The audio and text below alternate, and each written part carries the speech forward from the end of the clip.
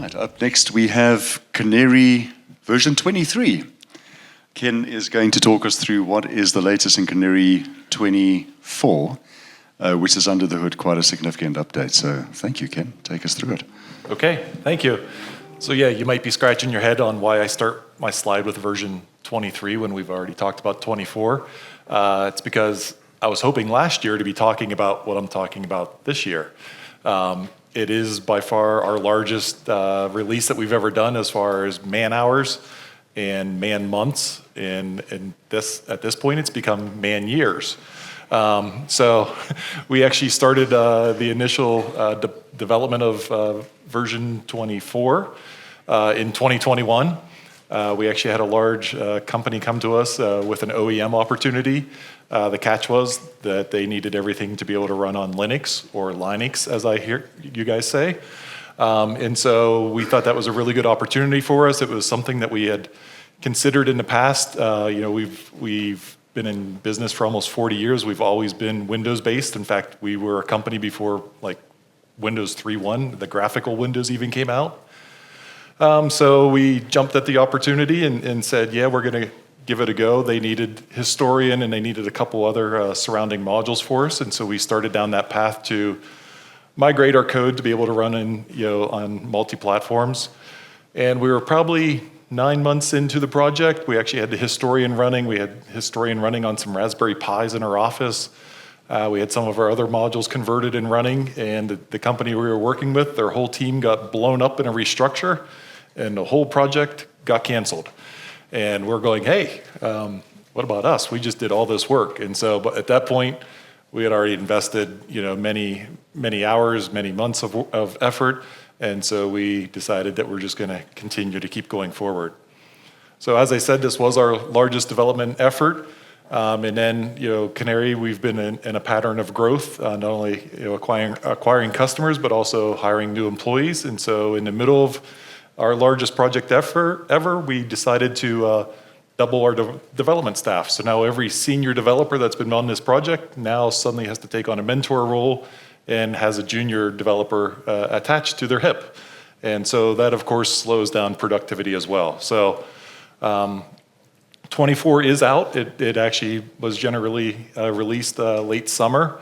So all new customers are receiving 24 unless there would be special circumstances where potentially if they have other deployments or something and they want to remain on 23. Existing customers, we're working through that process with them to migrate. Our installer has all kind of migration code built into it to make the transition from 23 to 24 pretty seamless. But I do like to describe kind of version 24 as like if you're doing a house renovation. So we actually went in, we jacked our house up, we took the foundation out, replaced the foundation, replaced all the plumbing, replaced all the wiring, and then sat the house back down. And hopefully you don't notice that anything even happened. So that's our goal. As we mentioned earlier, Canary's been in business for almost 40 years now. For the first 30 to 35 years, we made our living at the edge, at the plant level, at the site. In the last 5-8 years, we've kind of changed our focus and tried to become more of a enterprise level application. And so because of that, we're getting larger and larger customers, bigger footprints, multi-server environments. And so there were some things that we had to adapt and conform also around security, scalability, some things that we actually talked about earlier this morning. And of course, we always want to try to get customer requests in. It's because of you guys that our product evolves and changes. I don't live in your shoes. I don't do your job. I try to talk to as many people as I can, and we spend a lot of time on site with clients and with partners, just observing how you use our products. But a lot of what the product is today is because of feedback and suggestions that we get. In fact, just at break, Dion's like, "Hey, I have an idea for you guys." So Dion's always thinking ahead. So thanks for that. All right, so let's talk about some of the efforts that we did. So of course, this is our first step to be able to get to Linux. So we've been a Windows shop forever. We were all Windows developers. Of course, we want to be able to run on edge devices. We've had device manufacturers want to potentially run a Historian on their device and with Axiom so that they can have trending. We'd love to be able to get to containers and Docker and all those cool IT tools. We do a fair amount of hosting for our customers, and we have a fairly large hosting environment, both in AWS and in Azure. And we recognize that being able to run in Linux is going to generate significant savings that we can then pass along. I was shocked when our IT did a study and showed the difference in compute costs between the environments, and realized that Windows licensing is by far the vast majority of what we're paying for. But of course, we had some challenges. All of our authentication was tied to Windows AD. We operated at an extremely low level inside the Windows API. We actually made calls and told the system when we want to flush the disk. And we did a lot of things around what they call memory mapping when we're opening files and having handles into those files. So a lot of work that we had to kind of unplug a lot of things in order to be able to make these significant changes. Excuse me, our underlying technology, the historian as it is today, was probably developed in the mid-90s. So for almost 30 years, some of our historian code has resided. Some of that code has been in a very dark place that no one ever goes to and no one ever wants to touch. But at the time of development in the mid-90s, COM and COM patterns was the way that you develop. So those of you that are software developers and as old as me or older, you know that COM was the accepted practice. It was also accepted practice to store all your configuration in the registry. And so those, of course, things have developed and evolved over time, and those are all no-nos now. And so, one of the biggest things was the historian was entirely written around COM. So trying to replace all those COM classes, remove all the COM data types. We use COM beasters as our strings, and I think there was 15,000 variables that had to be retyped. So quite a bit of work. All of our ancillary services, though, were .NET services running, classic .NET 4.7.1. So those, of course, we converted to .NET Core, and we're now standardizing on .NET 8. That effort was significantly less than what we had to go through with the historian. But of all of our communication, though, we had settled on Windows Communication Foundation for inter-process communication, or if you're utilizing any of our APIs, the underlying technology was WCF. And so we've migrated all those to Google Remote Procedure Calls, or gRPC as they like to call it. All right, so another thing around platform was our licensing. Our licensing hadn't been touched. There was another one of those that everyone was afraid to touch because it was very fragile, because it was very old. So we've overhauled our licensing. And over many years in business, we've learned how it's surprising how many support tickets come into us around licensing and people deploying new machines. Machines crash. You need to stand up a new server. And so we've done a lot to try to make that easier. There'll be more things coming to make that even more self-service. So right now, if you need to commission a new server, or maybe you're doing something on a pilot on a smaller resource that you want to move over, so the licenses can actually be returned to our license server that stands up in the cloud, and then you can re-pull that license back down without having to involve us. We recognize that a lot of our servers are running in OT environments, and there's no internet access. But if you're using our admin client from your workstation where you have permission to reach into OT and administer the system remotely, if your client is connected to the internet, then that licensing process can be done there as well. We're rolling out some new things around licensing tied to customer care, so that you can, when customer care is renewed, a new license will actually be placed and activated on the server. So our old licensing, we couldn't even distinguish, or we had horrible metrics around how many demo licenses we handed out. Everything started with the same license code. We've actually differentiated those. Doesn't really impact you, but at least we get some accurate reporting internally. Demo and subscription, it used to be if you wanted a demo license, we'd give it to you and say, hey, it's good for 90 days. It all depended on when you pulled, and so now everything's based on expiration dates, so just a little difference in philosophy. And one more thing around the platform is our views service, which is our read API. So if you want to request data, the View service is the gatekeeper for all data requests that come into the system. And since it was .NET and basically developed as a WCF endpoint, and we had to change it to gRPC, we did have a breaking change, and we hate having breaking changes. I've been at Canary almost 13 years, and I don't remember another breaking change that we've had in our update. So just as Ignition, we try to avoid those.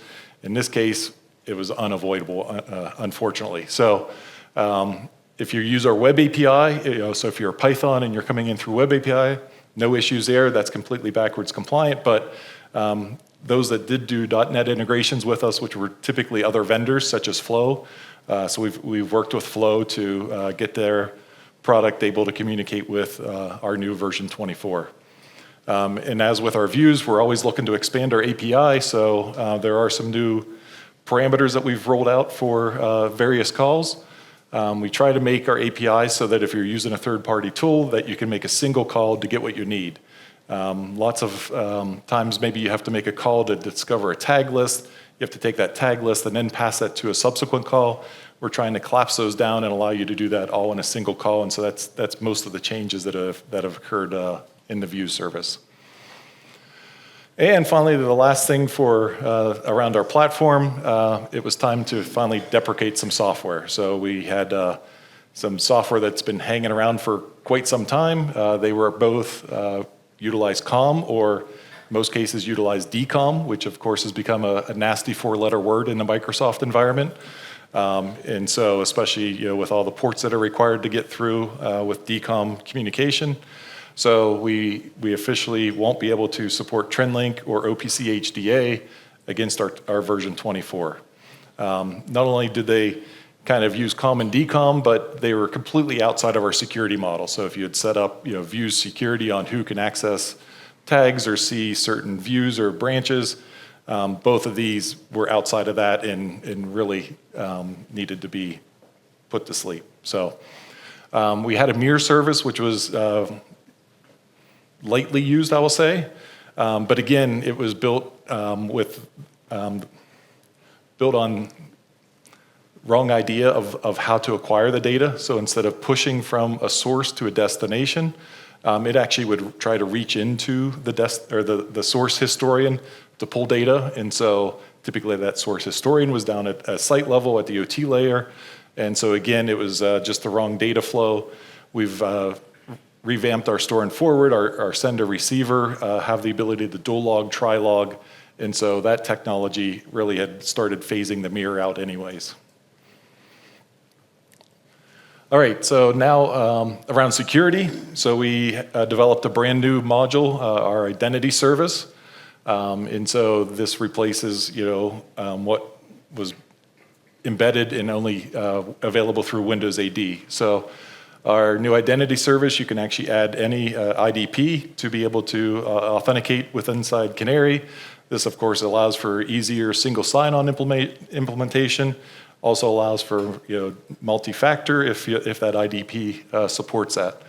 It allows for centralized authentication, and for those people that went through the troubles of setting up SAML in version 23 or prior versions, SAML still supported as well. We brought that functionality forward. We want all API access to be done through tokens now, so we understand the risk of you supplying username passwords to potential third-party clients or vendors that you're working with. So now, both on the reading and on the writing side, we can generate tokens that you can hand off and keep those passwords secure. We've also expanded the granularity of permissions within Canary. I would say we had a very basic and simplified view before. Our administrator, if you could get to the server, you had kind of full reign. So we're going to continue to refine that.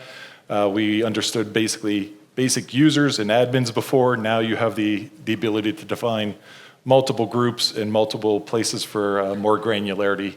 I'll go into this more details this afternoon then. Probably one of the bigger things we did is all anonymous ports were removed. So everything's going to be now communicated over a secure port over TLS. It was funny, by default, all our anonymous ports were on, and I think every user, the first thing they did was went in and removed all those checkboxes. So that option's not there. However, we do still have the ability to have an anonymous user if you want to utilize that. Lots of times at a control room layer, or if you're embedding us into another application. Anonymous is still an easy way to just communicate, but now that communication's at least over a secure port. We've also built a new service for this release, our store and forward service. This replaces our sender receiver that we had. Sender receiver is still there, so if you have older collectors running out in the field, pushing to a version 24 historian, that's okay. That's all still going to work. There's nothing you have to do. Just because you update your server, you don't have to go out and touch all your collectors right away. That's still going to continue to flow through, but we did build a new store and forward service.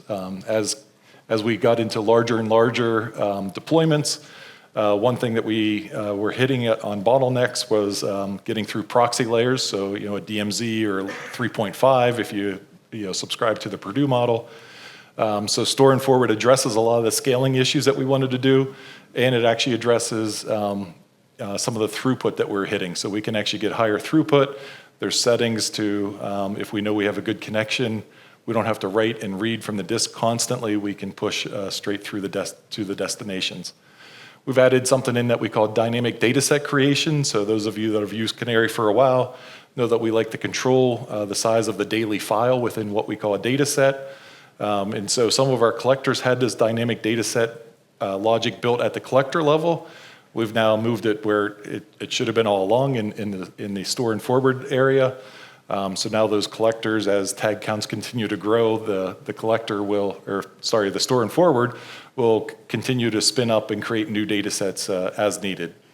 And we've added some additional troubleshooting and the ability to pause some streams if we need to do maintenance on particular data sets. And so I'll talk briefly about some of these this afternoon as well.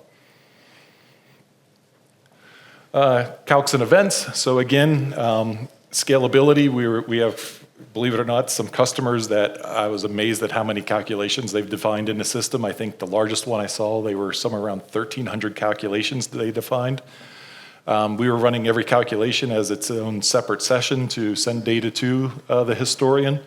And so, as we were trying to go through proxy layers, we were creating bottlenecks where our largest customer has somewhere around 300 sites and had hundreds and hundreds of calculations, and you do the math and scale that out, and suddenly we have tens of thousands of sessions trying to push up to the historian. So we've done some work inside calcs and events to optimize that. We needed some back-end code that we had to put in to allow us to release what we call handles to the historian. So that's all been done. We've also improved the delete old data functionality when you're editing expressions, or in cases where you're running a periodic calculation. Maybe you had an outage over the weekend. Those periodic calculations just keep computing on the schedule, but the new data wasn't there. So we've improved that process to allow you to backfill and recreate the data that was missed. And finally, I'll talk about some things that we did around Axiom. So just as Travis said, their number one request finally got addressed. So did ours. So I don't know what took so long either. But people have asked for years to be able to copy and paste controls across screens or even across applications. They've wanted the ability to clone a screen within an application so that they can, they love what they develop. They just don't want to develop it over and over. We see that Canary Axiom gets used quite often, embedded in other applications, sometimes Perspective. And so people really wanted that locked down. So we continually enhance the UR parameters that we support within Axiom. We've changed our our lead-in workflow. We've added some new drawing techniques to trend graph, and we now have multi-page automated reports. I'll cover a lot of this this afternoon as well. Okay, so what's next for us? We actually have 24.1 coming out probably next week. It's been through testing, it's been through alpha, it's in beta right now with a couple of our hosted customers. And so as soon as it clears beta, it will become generally available. But what's after 24.1? We're looking to do some work around multi-tier batch and events. Our eventing has been very basic, I would say. We're really good at capturing a start and stop, but we recognize certain industries, there's sub-steps, there's stages within those, and so we're going to be doing work around that. Continued work around Axiom chart and application security, and around calculations, we're actually going to be expanding the ability there by extending our service to allow you to import and create your own custom functions. We work in a lot of industries that need these very specialized steam calculations that we run across all the time. And so the very first plugin that we're going to add to Canary calculations is these steam calculations. But the ability will be there for you to generate your own assemblies, drop those on the servers, and your functions will appear inside our administrator. We're looking to be able to wrap Python scripts as well. We know that's quite common, and so we're evaluating that. And that's it.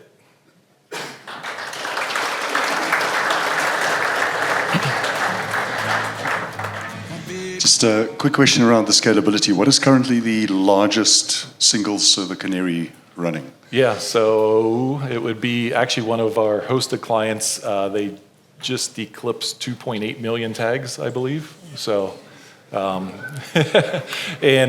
to go along with that, they utilize our view service quite heavily. And so they probably have 20 virtual views or asset models built out. So virtually, when you take 2.8 million tags and then you start showing those in various forms in a browse tree, I would guess virtually they're exposing over 10 million tags to their users. So, okay, thank you very much. Thank you.